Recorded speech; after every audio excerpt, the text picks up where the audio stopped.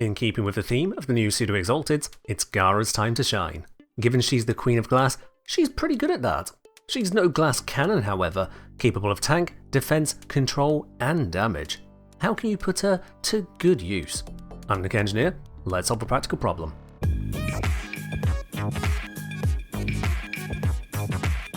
As ever, acquisition. You can obtain Gara very early on from the Plains of Eidolon bounties, with the tier 1, 2 and 3 bounties awarding her component parts blueprints. The main blueprint comes from the Sire's Vigil quest. Actually building her requires Ostron standing of level 1 to access the blueprints for the alloys. Or you buy and build the Prime, that works too. You can also acquire more behind the scenes by subscribing on Patreon, with space currently open in the top tier for direct one-on-one support from me. The link for all that is in the video description. Having obtained Gara, she has the classic passive and 4 active abilities. Unlike the other updated pseudo-exalted frames, I'm going to more thoroughly focus on what she can do with these, as they all tie very closely together. Her passive is a low chance to blind all close by enemies every time she casts an ability. This can affect enemies with overguard and opens all affected enemies to finishers. If the passive does not trigger, the chance of triggering increases significantly each time until it does trigger. At base, it's a 15% chance to trigger, but over the course of many ability casts, it'll actually trigger approximately every 2.7 ability cast, with a max of 6 casts required. None of her abilities lean into the finishers or blindness, but it helps with survival. Gara's first ability is Shattered Lash, her pseudo-exalted ability to stab or sweep. This now counts as a melee kill as well as an ability kill, uses her new Shattered Lash Exalted modding rather than a melee, and otherwise has improved base stats compared to before the Tekrot Encore update. In both tap and hold cast modes, it comes with 20% critical chance, 2 times critical multiplier, and 30% status chance. Tap cast by default gets a purely puncture thrust attack, while hold cast gives you a purely slash sweep attack. You can swap the tap and hold feature in your settings, which I recommend for Gara. Except in particularly niche circumstances, the slash is simply superior. It has the same base stat, barring type, yet covers a much wider area and can apply a damaging status effect. Make it tapcast for convenience. Previously, Gara had 0% critical and status chance, alongside a 1 times critical multiplier, so these are some pretty significant changes. The changes also attempt to make up for the removal of Incarnon and Riven bonuses which recent Gara builds were benefiting from.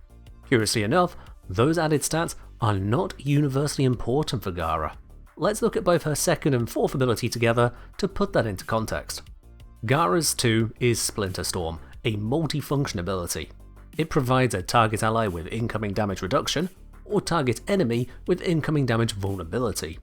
If no target is aimed at, including defense objectives, then Gara targets herself if able. While active, Splinter Storm also deals damage to all enemies caught in its small AoE, regardless of the target of the Splinter Storm. The damage starts low, but can be made much higher with Mass Vitrify, Gara's 4. Mass Vitrify creates an expanding wall of molten glass around Gara, making her invulnerable while channeling it. Any enemies without crowd control immunity who touch the expanding wall become encased in glass, bringing them to an eventual halt. Any target with Splinter Storm on it, including Gara herself, will have their Splinter Storm duration refreshed by touching the expanding wall. Once the expansion finishes automatically, or Gara ends the channel early by recasting, the wall becomes a solid ring. Enemies outside of it cannot move or shoot inside without first destroying or dispelling a segment of the wall. Allies and their attacks typically have no such restriction. If Gara hits the wall with Shattered Lash, it explodes.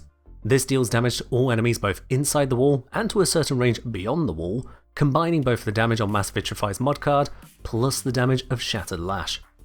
Half of the damage of this explosion is also added to the damage of any active Splinter Storm casts in range, with each Splinter Storm having their own stored damage total. In this way, Gara can turn her Shattered Lash ability from simply a sweep into an enormous AoE, and apply that damage to all active Splinter Storms indefinitely. Repeat casts will also stack the effect without limit. So long as you keep on top of the duration of any Splinter Storms to not let them run out, specifically by ensuring all targets get frequently coated by Mass Vitrify's expansion, the damage on Splinter Storm just goes up. However, and this is a big however, Mass Vitrify is an object and cannot receive status effects nor critical hits. This means Mass Vitrify's explosion, scaled on the damage it receives, also ignores status and crits. Any active Splinter Storm only gains damage from Mass Vitrify's explosion, sharing the absence of crit and status. In effect, both of Gara's 2 and 4 do not care that the game has moved on and her Shattered Lash is both crit and status capable. They only care about the direct, non-critical damage applied. This puts Shattered Lash modding into two major styles. Either a pure Shattered Lash setup, utilizing crits and status to maximum effect, or a damage and element only focus to maximize Mass Vitrify and Splinter Storm. The three abilities have some other features of note built into them. Shattered Lash knocks down foes and has an unusual targeting mechanic on the sweep. It acts more like a coiled whip, covering in an inconsistent radius around Gara in a shape more similar to a Nautilus shell. Also, casting speed improvements disproportionately affect the sweep far more than the thrust. Be warned, casting speed buffs make the whip-like effects of Shattered Lash more extreme, making it increasingly inconsistent in hitting nearby enemies on Gara's left, even with just natural talent. Splinter Storm can be applied to defense targets as well as allies, but has its damage reduction cap brought down from 90% to 50%. It is also immune to being dispelled by the Violence Acolyte, retaining your protection and damage despite the silence effect. Mass Vitrify gains additional barrier hit points from Gara's armor and strength, as well as for each enemy caught in its expansion. The expansion of Mass Vitrify also has a ramping energy cost, increasing the drain by the amount stated on the mod card every second. Be careful of your energy expenditure if you go for maximum distance. Now I've talked about the 1, 2 and 4 at length. What about a 3, Spectrorage? Spectrorage creates a ring of translucent, intangible glass barriers which the game calls mirrors, goading enemies in to shoot the mirrors. In itself, it is a control ability with a taunt effect, plus a mild damage output from mirrors shattering. With increased range, more mirrors are made. With increased strength, the mirrors deal more damage on shattering. With increased duration, it lasts longer if not shattered earlier. Augmented, Spectrorage can become an incredible source of energy, as each enemy inside the ring has a 50% chance of dropping an energy orb. The problem is that the mirrors have fixed hit points. Despite Spectrorage with Spectrosiphon theoretically generating a lot of energy, the mirrors shatter easily and can end the whole ability early. This completely destroys the usability outside of low-level gameplay. From testing, nothing appears to buff the hit points of the mirrors, meaning that even sub-level 100 enemies can rapidly destroy the ring. By Steel Path, enemies will dismantle the whole structure in seconds, even with a very high range stat for lots of mirrors. If you're casting a costly ability to generate energy, that ability should last long enough to more than refund itself. Spectrorage in testing simply fails to do that for Gara, unlike hard control frames like Vauban. Instead it ends up, for me at least, the ideal Subsumes slot to put in some other kind of energy generator. This can be Dispensary from Protea, for a simple fixed location effect. This can be Lycof's Hunt from Varuna, making use of the melee classification of Shattered Lash to generate health orbs. Both of these work wonders with the Equilibrium mod. Alternatively, Nourish from Grendel. Not only does this provide an energy boost multiplier, it provides viral armor for staggering enemies and making them vulnerable. On top of this, it adds elemental viral to all attacks, including Shattered Lash, boosting damage output in a way that works for both itself and the combos with Gara's 2 and 4.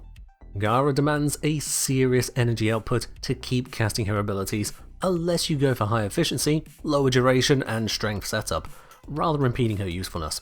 Energy support is broadly the way to go. Quite curiously, as Gara's 1, 2 and 4 all work together so tightly and are difficult to replace, a single all-rounder Warframe build works well enough for me in basically any case that calls for Gara's gameplay loop. I've gone for a mix of high strength, high range, boosted duration with a slight fix in efficiency. This uses no survival mods at all, entirely relying on control, damage and Splinter Storm to keep Gara alive. For energy sustain, this particular build uses Energy Nexus in combination with Nourish for a constant regen effect when not channeling Mass Vitrify. With Electric on Shattered Lash, Arc on Stretch will further increase the gains. With Molt Augmented stacked up and no Archon shards, Gara regenerates 313 energy during a single cast of Nourish, or 522 energy if Archon Stretch is active the whole time. Even at low enemy density, this is enough to maintain the core of her kit, and still afford well-placed casts of Shattered Lash. In higher density missions, with more natural orb drops, Gara can cast everything quite liberally. For the Exalted weapon, there's some more variety. As with other Exalteds, the first concern is the arcane. Shattered Lash is in an interesting position with arcanes. As it's able to knock enemies down with its sweep, melee Afflictions triggers very reliably to supercharge status effects on surviving enemies. This can make almost any DOT build hideously effective. Melee Exposure is a simple elemental bonus, able to apply extra damage to mass Vitrify explosions for greater power. Melee Influence remains a powerhouse for obscene status spreading when enemies don't immediately die. The other options are not so good. Melee Doughty only works on the thrust and only with a puncture focus build, which is terrible. Melee Duplicate sweet spot of around 130% critical chance can be easily achieved with Gara, but it's also just inferior to many other options. Melee Fortification can offer a lot of armor to Gara, but she doesn't really need it and can't afford to give up so much damage for it. Melee Retaliation is weak on Gara, an easy skip.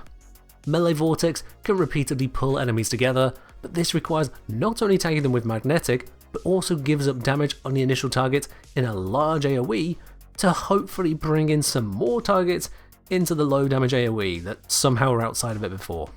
Ultimately, it's a choice of Influence, Afflictions, and Exposure.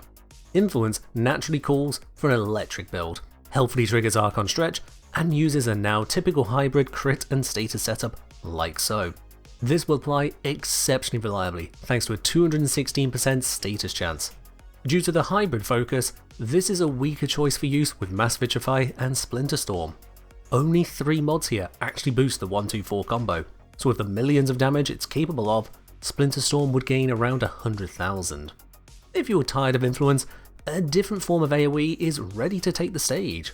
Similar to the Ash Blade Storm setup, this gas approach with Lasting Sting leaves deadly clouds for a dangerously high duration. While the proc damage and overall damage is lower, Melee Afflictions multiplies those procs up. With long status duration and good damage, you create lasting kill boxes with each cast. Both of these simply call for you to swing your gas longsword as much as possible into clusters of enemies, swiping right to match them on a date with death. But if you want to go for an earth-shattering kaboom, and in the process enforce social distancing with lethal repercussions, we can take a completely different approach. Modding for pure damage, slash and elements only, even into our arcane, this applies the most we can give to our non-crit, non-status demanding ability combos. With the Gara setup, this is able to bring Splinter Storm to over 250,000 damage in a single cast, meaning around 500,000 damage on the explosion of Mass Vitrify. The lethality per target is a decent but notably lower fraction of the other 2 builds, but the wide explosion and stacking of Splinter Storm is multiple times higher. If you're doing a defense mission with enemies coming in waves, you can save a lot of energy by killing the final stragglers in a wave just by walking up to them thanks to the sheer damage accumulated.